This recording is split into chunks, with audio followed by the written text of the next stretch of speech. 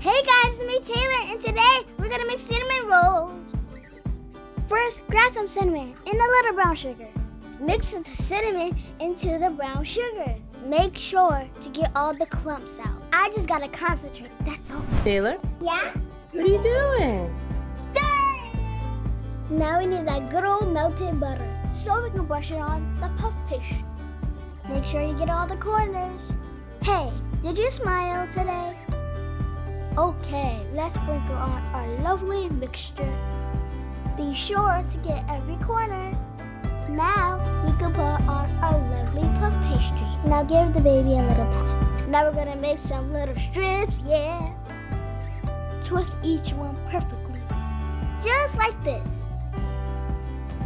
Now roll it into a cinnamon roll. Okay, let's pop them in the oven. Let's make a quick glaze with a little water and powdered sugar. Oh, they're done and they smell amazing.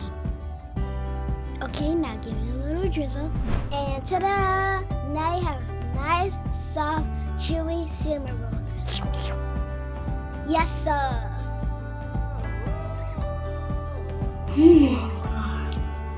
So good. People, who's ever watching, try this right now. People. Thanks for watching.